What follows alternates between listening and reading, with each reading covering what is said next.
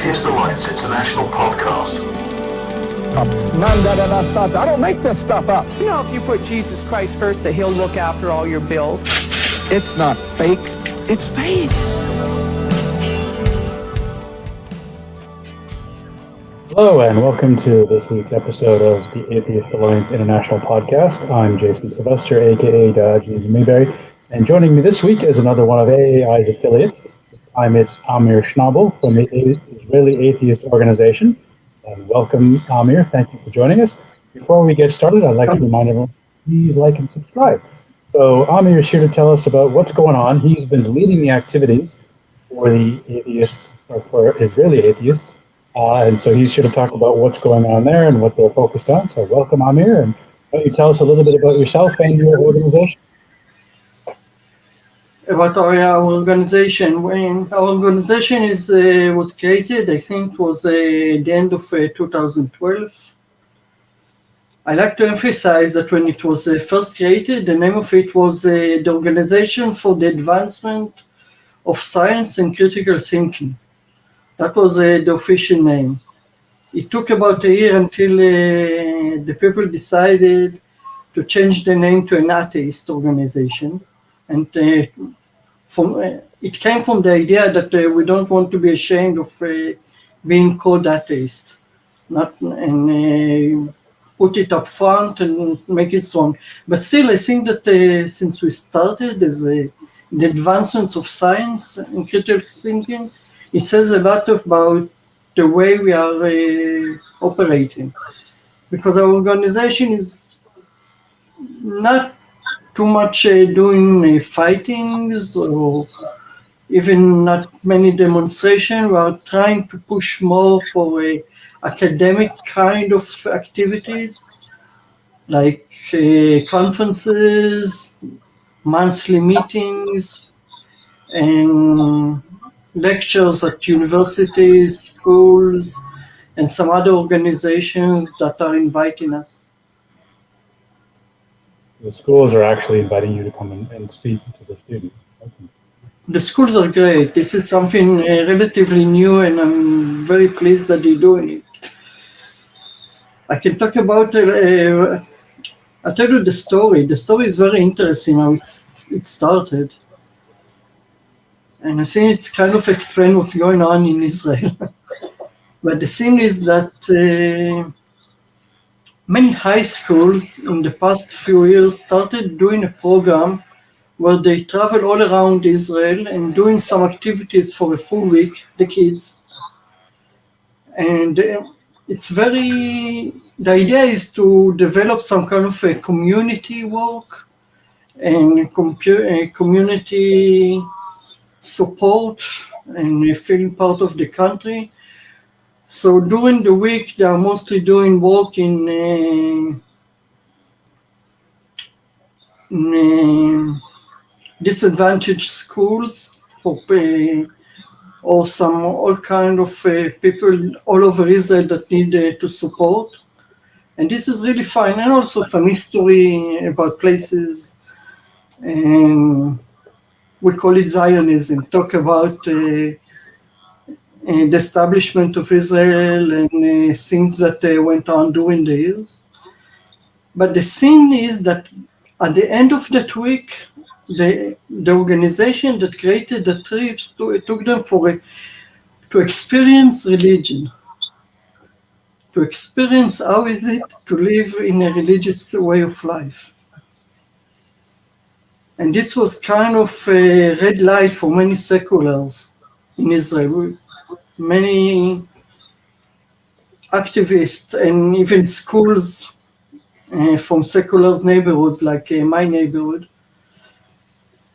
didn't like the idea, because they felt like the religions people are trying to infiltrate the secular system and push the kids to learn about religion.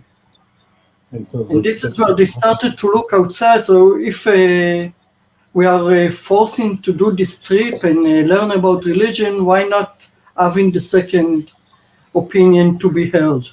And that's what they started looking for organization like ours and some other secular organization, and there are many, we can talk about it later, to come and lecture about secularism, to give like a like call it a contra, something that will battle this religious infiltration in the system.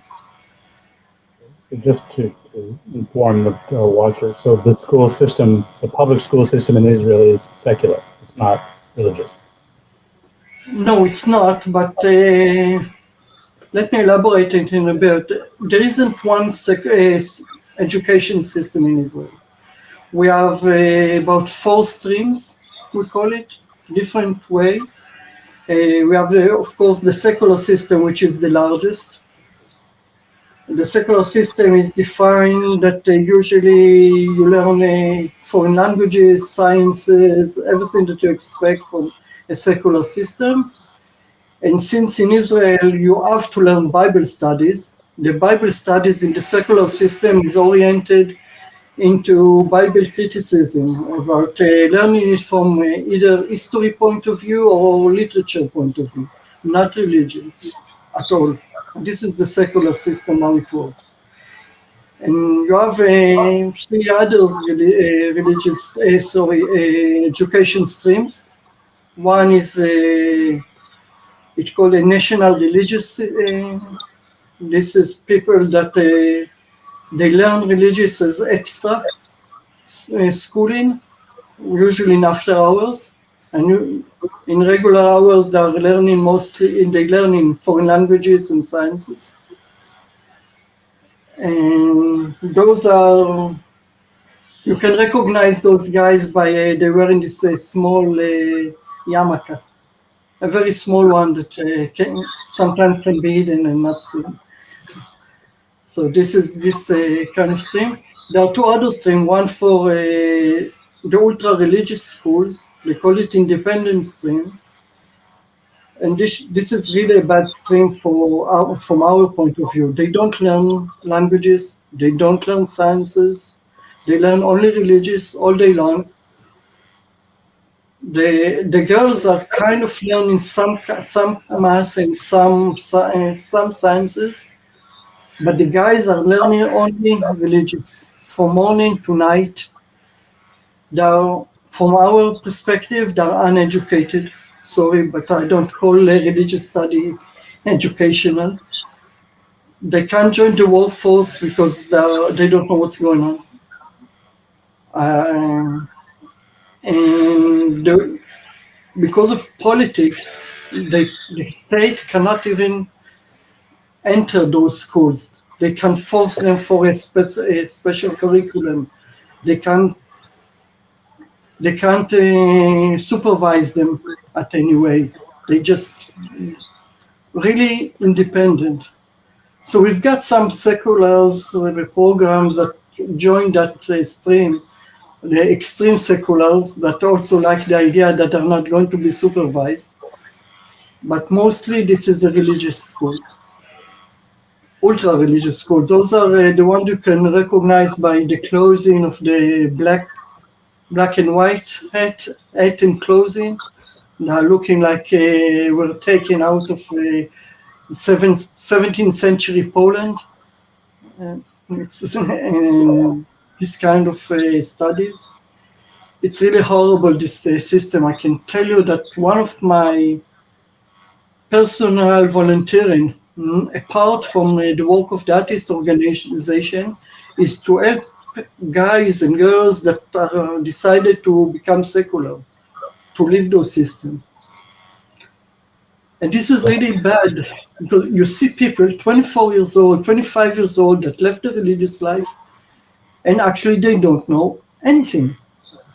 I'm teaching, usually I'm doing some math classes for them.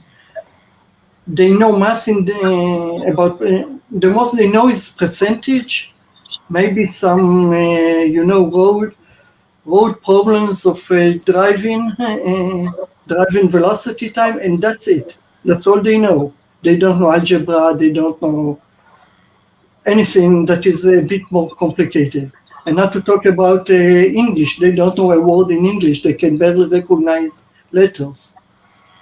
So it's really like you take such a modern country like Israel, and suddenly you have this vast amount of people that don't know anything. What's your sense of the percentage of those students that are coming out of these religious schools? How many of them are choosing to leave? Is it a small minority? They're still minority. I think they are about 30% or something like that. The problem is that the prospect is that by 2050, 2060, they might become a majority because the birth rate over there is very large. Every family of the ultra-religious community, they have in about 12 kids, 1 year apart. And that way they will become majority. It's really something that is very scary because this can halt the economy, this can halt any progress that we can make in Israel if once they become a majority. So what is any projection of what's going to happen? Like if should that happen, like what do the secularists feel is going to happen to Israel if that should happen? You know, there are many doomsday projections that everything is going to collapse because there are many sitcoms and jokes about how each secular family is funding a secular religious people that they don't even know them, but through taxes. That's something that we talk about a lot. The government is kind of hijacked by politics, where there are parties of these religious communities that are about a bit more than 10% of the parliament, but they are since the political situation in Israel is that left and right are almost equal in size. They become like a leverage where you have to take them to any kind of government you are making.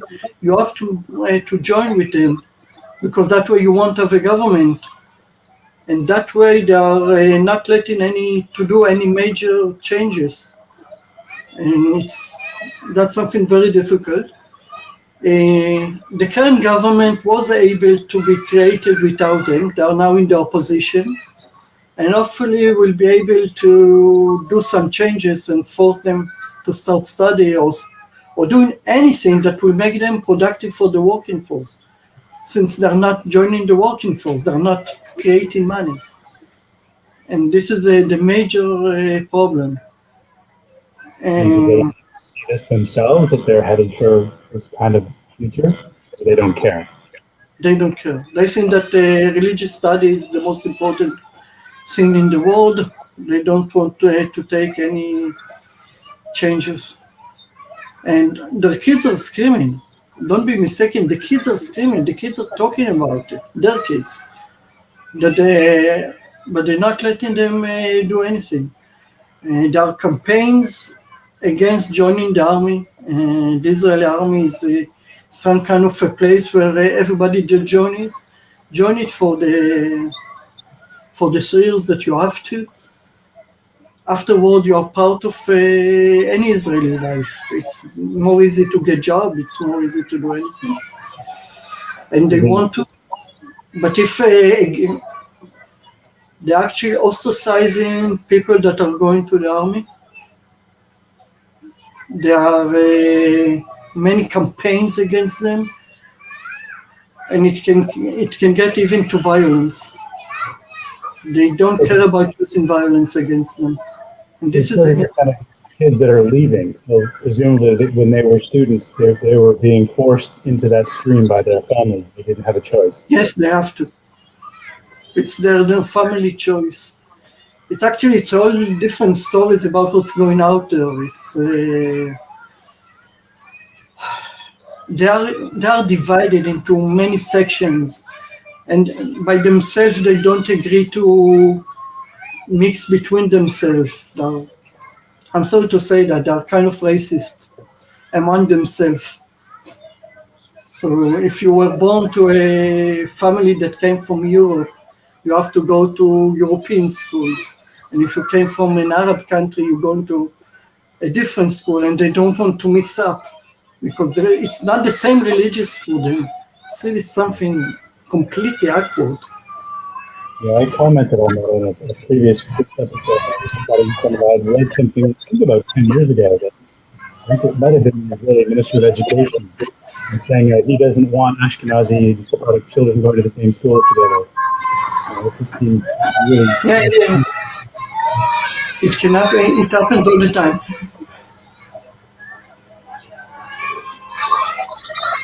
Is this your kid? Yes, I have some kind of a noise outside, so I need to close the windows.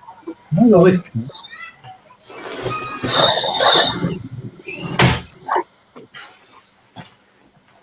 Is the neighborhood kids playing? No, I've got a kindergarten underneath my home, and they just probably went to a break. You're presumably not a religious kindergarten. No, it's not. Not in my neighborhood. This is a very strong secular neighborhood. We are living close to the university. It's upper class. No, we don't feel much religious in this neighborhood. But maybe we'll get into it soon. So That's interesting to talk about it. Good. If they're having, ultra-religious Jewish people are having multiple children and they're going to become the majority, that's not good, in the long run for the stability of the country in any sense. No, that's something that is very scary. This is some of the thing that we have a new government for the past 4 months. And one of their agenda is to try to make changes in order to facilitate all kind of program that will force them to go into more studying, and also a whole bunch of ideas how to make them join the workforce. And they're trying to. For that, one of the ideas is to cut support money that they are getting. They're getting a lot of support money. You can look at it as a social benefits, but actually what they do is they get so much money and so many benefits that they really are feeling forced to go to work, because if you can get money and go to study all day, I wish I could do that. So they're trying to cut it down, but still, since some of the parties in the government are thinking that maybe in the next round of election they will need them, so they are scared to doing anything that is very too drastic. So everything is being done very slowly, very cautiously, and I think that when you do such stuff so cautiously, you won't make a major change, or until it will catch up with these changes. I think that we'll find it to be too late. Something needs to be done very drastically, for my opinion. So other than talking to the high schools, what else is your organization doing? What other activities are you guys involved in? Our major, something that we are proud of, is making our annual conference. We have an annual conference that usually we get about 400 to 500 people that are participating. It's quite a lot of people. It's usually very interesting, with speakers that come from all topics that are interest the secular communities. Starting from sciences, we always have at least 1 or 2 lectures about evolution, of course, because everybody talks about it, it's important. We have lectures about archaeology, some Bible criticism. That's something that really interests many seculars about what the latest findings are. And it's interesting that as much as you study, then you understand how much the Bible was mostly mythology and a myth. But it's very interesting when you compare it to the whatever you really found in the digs and the archaeology, and there's a lot of it in Israel. You have someone like Israel Finkelstein coming to speak? We tried to. A few times we were rejected by Finkelstein, but at least his students are coming, or people that represent his views. He's not This coming. is the view that we like. He's too busy. Actually, last time he was willing to come, but he didn't come out correct in his schedule. But maybe next time. We're still with hands on it until we'll be able to bring him over personally. And also, what? I was thinking earlier when you were talking about some of the issues there, like with the schools. Have you read The Unmaking of Israel by Gershom Gorenberg? No, I haven't. It's really good. It came out 2012, I think. It's about the time your organization was founded. He wrote this book. It's quite interesting. He makes some very good points about how the ultra-religious are undoing Israel. Maybe he might be a good speaker to come to your conference. Be willing. Yeah, I'll write it down. We're always looking for ideas. And the last conference that we did in 2018, we were able to bring over some YouTubers from around the world, and we had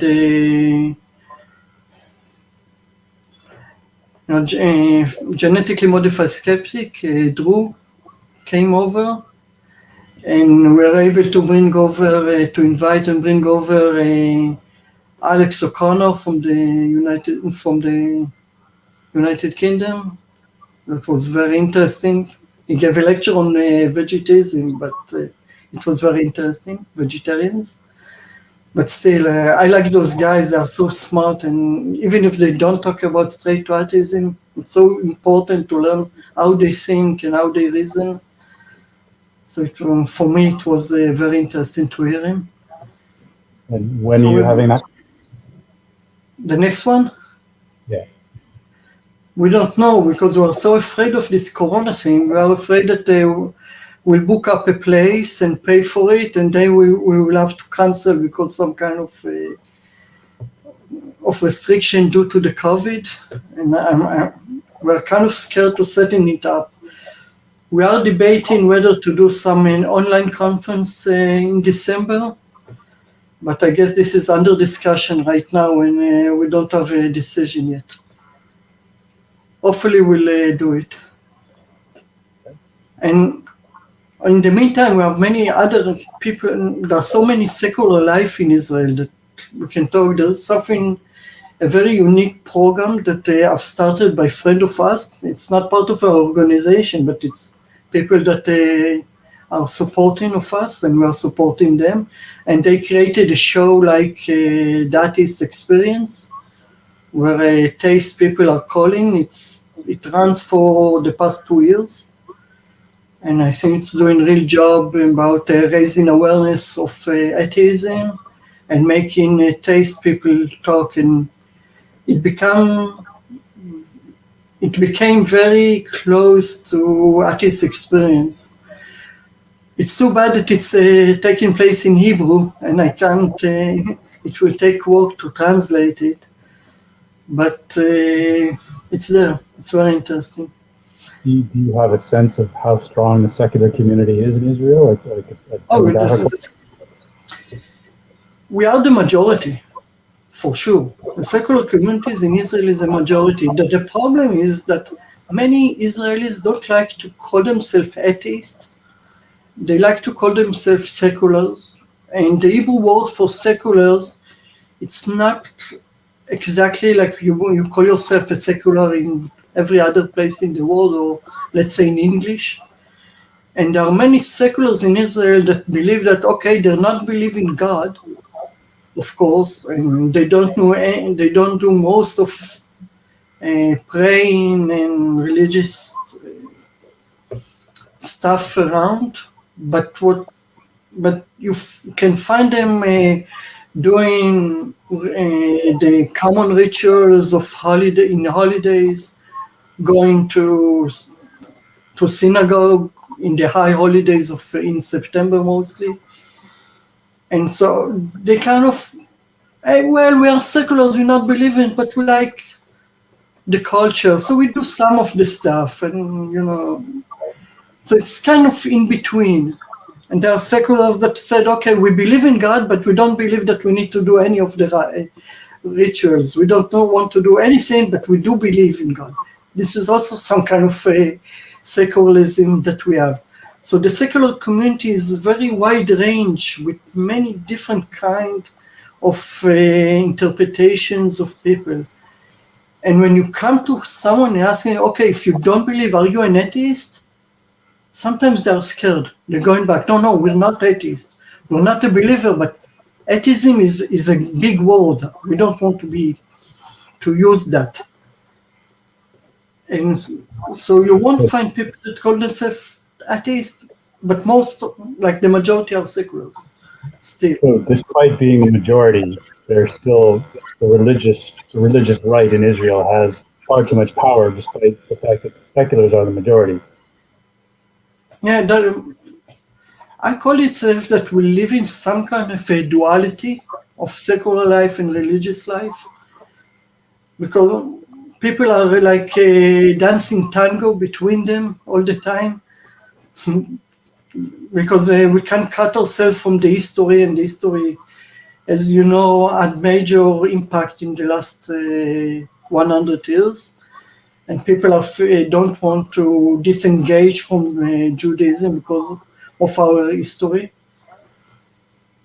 But still, most of the people are not believers. So it's kind of in between, sometimes being religious, sometimes not.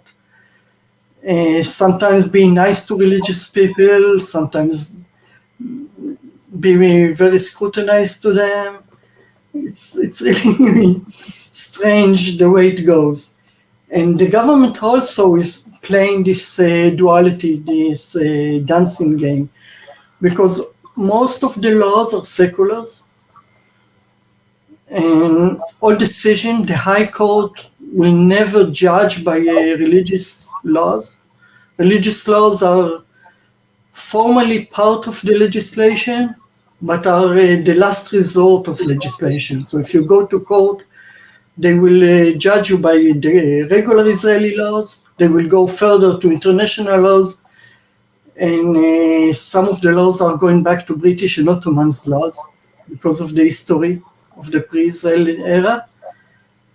But to go to the Jewish law, that's something that it's written there, but nobody will go there. Nobody will, it's only formally. And this is most of the laws, except one thing that is belong to marriages and personal life.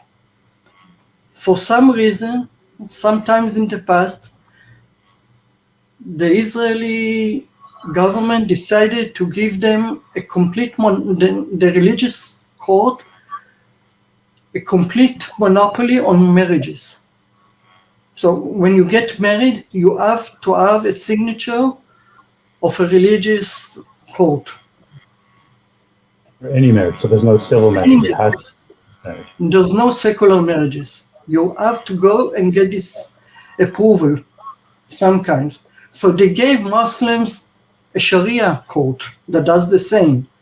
And the Jewish law is working for the Jewish people. But still, you have to pass by them. And this is a major problem that we have in Israel. It's something that we're trying, as a secular life, try to fight it. It's very difficult. It's very awkward.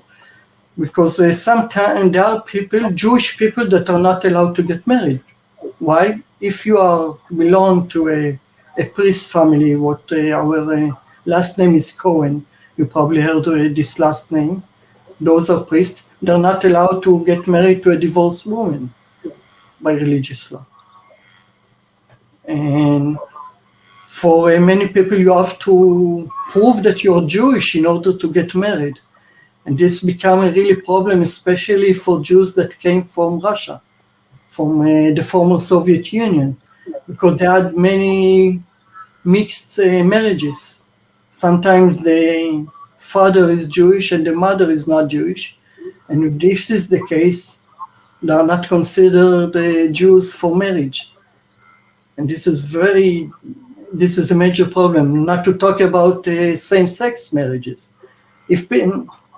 So you're not allowed to, because of that, to make same-sex marriages in Israel.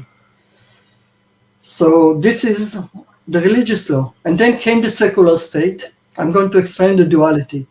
And made a whole bunch of laws that will enable it. How do you do it? If you're a same-sex couple and you want to get married, it's okay. You fly over to, let's say, Denmark or Canada, you get married, and when you come to Israel, your marriage will be recognized. Because that way you bypass those religious guys. No. If you open a bank account, you are considered marriage for anything that is related to it. You get the same benefit as heterosexual marriages. You get all benefits. You'll be looked at like a married couple for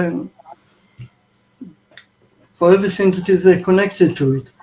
So same is for Jews that can't get married. You go to Cyprus, you get married, you come back, you present your marriage certificate, you're considered as married for now on. You can get this changed and have that monopoly taken away, or it's going to be really, really like, if the majority is secular and the government is secular, why should the government fight it? They're going for this argument that they want to get married with us seculars. In order to enable them to get married with seculars, they need us to make sure that we are Jews from past years, we are pure Jews, if you call it that way. So that way they are convincing seculars that to support their cause of that everything has to go by religious approvals. But what they're trying to do now, there are a few ways. I can tell you the Tel Aviv municipality announced a year before the election that they're going to allow people to register as married in the municipality. Again, a way to try to bypass the religious code. So, and this is Tel Aviv done it. Will they be successful in getting that through? They just announced it, they haven't taken it into effect yet. So let's wait, let's hope for the best. That's something that, of course, I support everyone should support it. There's another options is that at least 3 parties in the current government are pushing for regular civil marriages, but you won't need to go to pass by the religious code, and there is something that is so new that I'm not really know the details. But as you know, the Prime Minister of Israel now, he came from a national religious party. They are religious for everything that is concerned, for any aspect, they are very religious. But they are kind of going against the religious codes and the Haredic religious people for a bunch of reasons. Some of them are benign, like going for jobs. Since most of the religious court and the religious establishment are holding all the jobs and giving them to their people, the national religious people want to pass those jobs to the national religious party. So they're trying to push some different agendas and to take their monopoly from them and pass it to the national religious people. As I started with the education system, the national religious are part of the secular life, since they do study the sciences, they are part of the workforce, They are doing. They are completely part of us. So, as I started saying, there's a new initiative that they're doing, is to allow a way to get married outside of the religious court.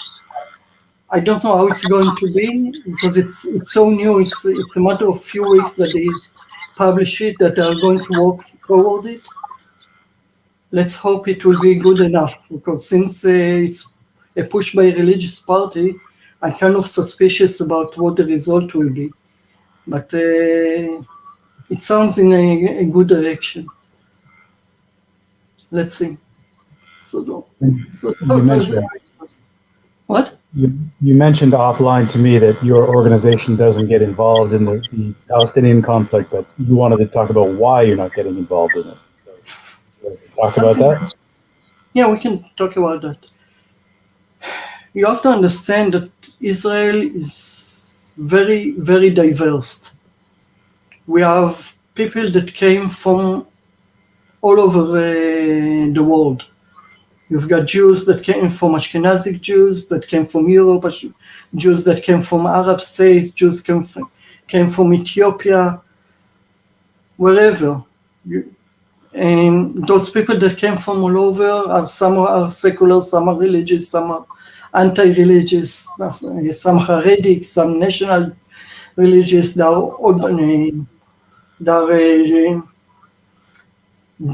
religious Jews that came from the States, and there are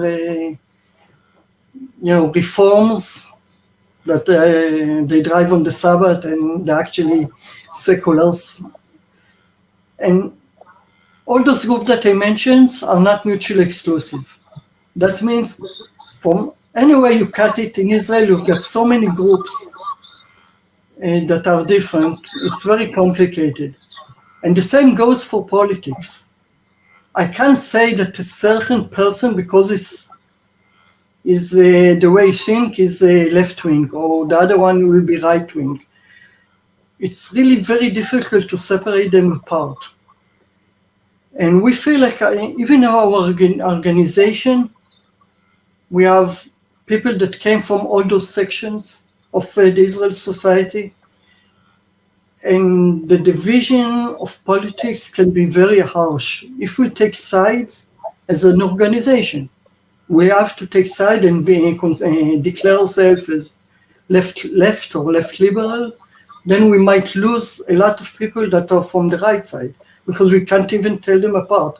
We do feel from the conversation that there are not few people that consider themselves as a right-wing atheist. And we feel like since we are a small organization, we don't want to lose them. We want them to be part of us. And the division of politics in Israel is very difficult. It's something that everybody talks about it, everybody will argue about it, and it's not something that people are divided by. It's kind of strange, but you can go into a room with your friends and argue about politics, left wing against right wings, Palestinians against anti-Palestinians. Sometimes the argument can heat up. You can start argue, even get into bad words and some violence of speech, not violence of action. And all of a sudden, you'll say to each other, okay, let's get it over, let's go to lunch. That's the way it goes. We know we are divided, we know, but we're still friends and we're still doing stuff together. Because we have to put the politics in its boundaries, not to make it divide us. I have to say that I get the feeling that if you go to some kind of a poll inside such a humanistic organization like us, the left will have a majority probably. It seems like that. But we don't want to test it. We don't want to test it because we don't want that it will tear us apart. That's why we decided, I have to say that if you go into my personal page, everybody knows exactly what my views are. I'm not hiding it in my personal page, but as an organization, we try to put it aside. Are you comfortable? Do you want to speak about your personal beliefs, or you'd rather not do that in this discussion? I can talk about my personal belief, but let's take a big quote. I'm going to talk about my personal belief, not the organization. Okay, fair enough. I see myself as a centralist left in Israel. I'm very supportive of a solution. All through my years, I was working toward supporting the cause of what is being called the two-state solution. That's what my personal beliefs are. I believe that from the humanistic point of view that we have to work for equality for all humans, for every citizen in Israel. I have a problem that, again, something that is very open on my pages, that from the economy view, I'm not a socialist. Sorry. But still, because of the conflicts, I put myself in the left wing of the issues. What do you get as the general sense of the people in Israel? Are the majority of the secular leftist Israelis in favor of a two-state solution? And as you said, human rights for everybody, that what's happening with Palestinians is unfair. I think that most of Israelis would like the two-state solution. I think that Israel can get into even 60 to 70% support for that. That's a lot. The problem is most of the Israelis are truly scared of getting into the solution. Plainly scared out of security. And everybody still remember what happened from 1993 to 2002 when everything was advancing toward the solution.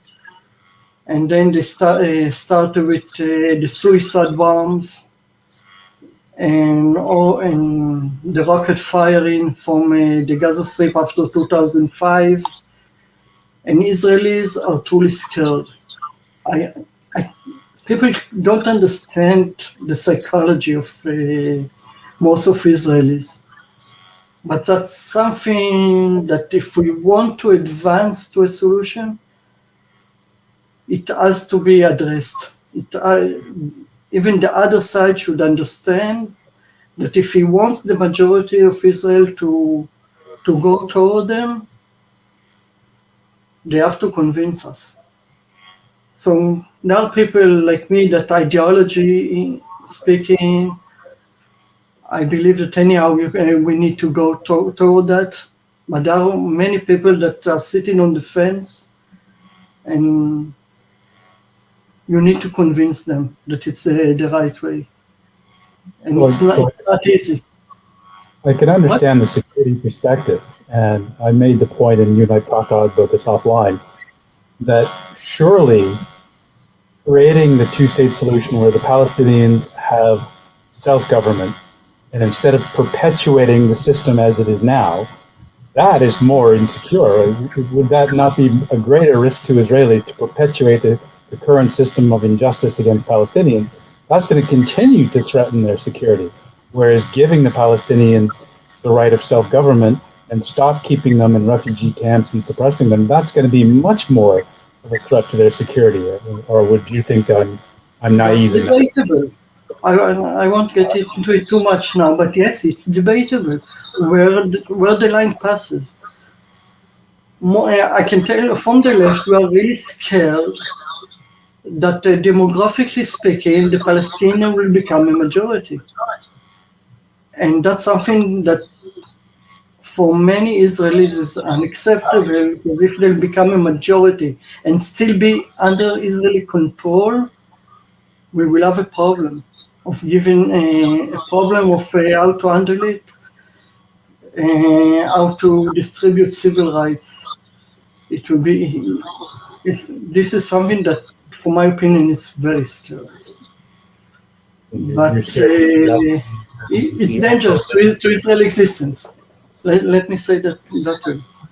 It is You're also dangerous. scared geographically of the ultra-religious Jews taking control in 2050, 2060. So it seems like you've got a double-edged sword you're dealing with.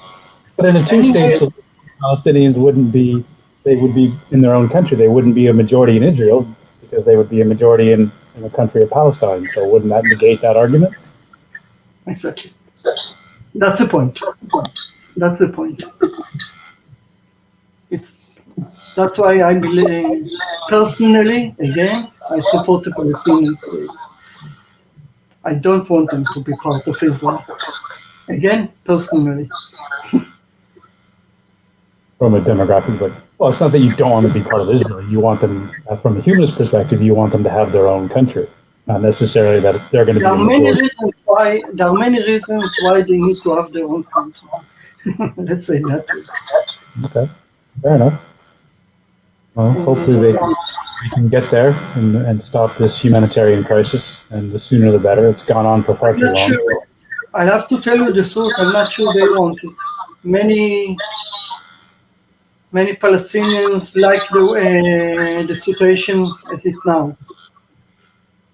Many Palestinians like the situation as it's now. They're having jobs. Palestinians are working in Israel. It's not sure they will have work if they'll be by themselves. It's not really straightforward as it sounds outside.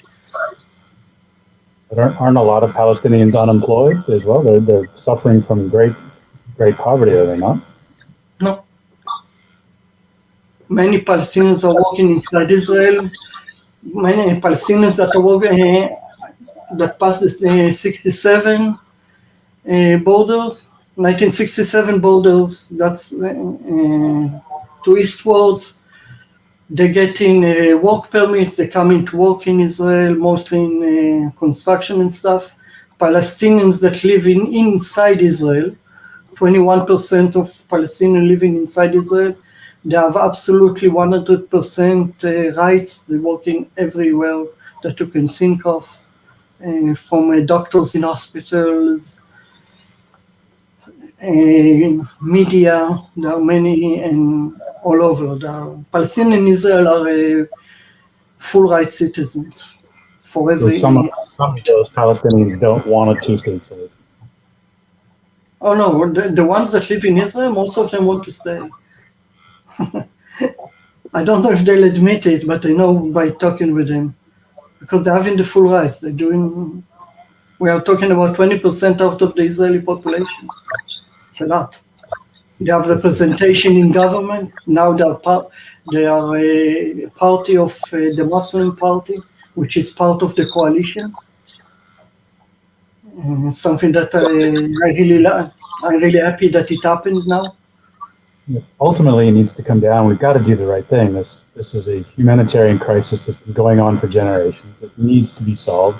It needs to be solved, but the solution has to come from both ways, from both sides. Yeah. I'm not sure that it's going to happen, though, given the inflamed passions that are underpinning so much of it and the complexity of the situation. I don't know. I won't get into it right now, but I can talk about it. I think it might happen. There are a whole bunch of other solutions other than two states that might be on the table. Like there was an idea of making a confederation with Jordan. And then Palestine will have full rights in Jordan. We can think about many other solutions that are still on the table. But again, you need all sides to be willing to work toward it. And as long as the sides are not willing to go into straight talk and compromising, it won't happen. Well, I would think over mean, if the ultra-religious Jewish community's demographics are growing to become the majority, that's less and less likely to happen, because if they get into No, power... not necessarily. No, do you know that the ultra-religious people are not supporting Israel? People don't understand that. The ultra-religious, the one that wearing the black hats, they don't like the idea of Israel. If it was up to them, they would dismantle Israel. They are living in the concept that we were not allowed to build Israel until the Messiah will come. So doesn't that threaten them? But they're living in Israel with the protection that the Israeli military is providing. Of course, and they give them money. It's counterintuitive. Again, you remember when I talked about diversity? It's another problem. Some of them are supportive of Israel, some of them are not. But the ideology is that Israel is kind of an abomination. How do you say that? No, Karen Armstrong, in her book she talks about that. She mentions that, you mentioned at the beginning, and a lot of people might not realize that Zionism was actually a secular movement, that they got sick and tired of waiting, and they took things into their own hands, whereas the religious Jews, like as you say, it's an abomination to create Israel, that God should manifest it when he's ready, and the secular Jews doing it was going against the Bible. So the whole thing is a mess from that perspective. But think about it, that during the Holocaust, most of the people that were massacred by the Nazis were ultra-religious Jews. They compromised most of the Jews in Poland and Ukraine. That's most of them. The secular Jews that were killed by the Nazis were the ones that living in Germany, Northern Europe, but the majority of Jews that were killed were in ultra-religious people that lived in Poland and Ukraine. And that's the majority. And the thing is that when the Zionist movement started, they were calling for those ultra-religious to just go and live and move to Israel. And the British by then allowed Jews to come to Israel. And they refused. They refused because God protected them. And we know how well he did that. So... Well, it's a very complicated situation you guys got there. It is. Everything is so complex. That's why, when people are looking at what happened in Israel and trying to put it in like a Disney movie of the good guys and the bad guys, it can never fit. There's no good guys and bad guys. It's complex. The goods can be bad and the bad can be good. And you can't put a divide. Some there are good deeds and bad deeds. And it's so complex. Okay. So we're coming up on almost an hour now, so we should probably start wrapping up. So are there anything you'd like to quickly go over or talk about something that you guys have got coming up that you'd like us to know about?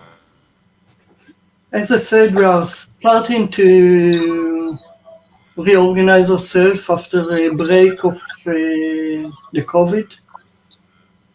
And what we are doing in 2 weeks from now is we're going to have a meetup with the AAI. I think it's going to be very interesting, and whoever wants to join it, I think it will be interesting. Of course, it will be 90% in English, except maybe some announcement I will make in Hebrew, but most of it will run in English. So join us. I think I will publish an event in English soon. I just got some information about who's going to speak from Tony, or how do you pronounce him? And I will publish it in English, and I really call everyone to join us. It will be great. And we are thinking of making an online conference in December, like I mentioned. And I think it will be a good time for us to show our work with the AAI. And we'll have some kind of either a debate or a lecture, or we'll think about something that will be able to connect atheists from all over the world together through that channel. I think it will be great. And will this be a paid conference, or people all over the world can, if it's an online? Since we're going to do it online, we'll try to call for people from all over the world to join.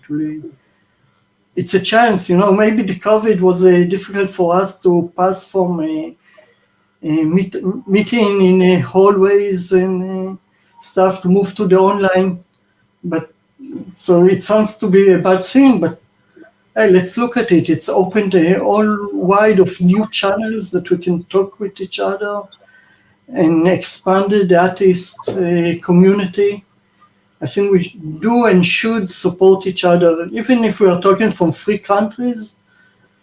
Still, it's good to join forces. Maybe we can help each other, and at the best, we can support all those atheists that are being challenged in their communities. Well, when you get your publication ready, let us know, and we'll blast it out on our channels as well to let people know that they can come and join in on that conference. Yeah, we'll do that for sure. I'm sure it should be very intriguing. Okay. Great. Well, thanks for joining us today, and it was great to learn. I learned a few things, and hopefully everybody watching has learned something about how complex the situation is there. And we wish you well, and we hope you're successful in what you're trying to do, especially with the marriage law and your programs in the high schools. So thank you again for coming and talking to us today, and we look forward to joining your conference. Thank you for coming on today. Okay, thank you for having me. Thank you. Everybody, please like and subscribe, and we'll see you all next week. And when we have the links to the Israeli Atheist Organization's content, we'll put that up for you. All right, take care, everybody. We'll see you all next week. Bye-bye.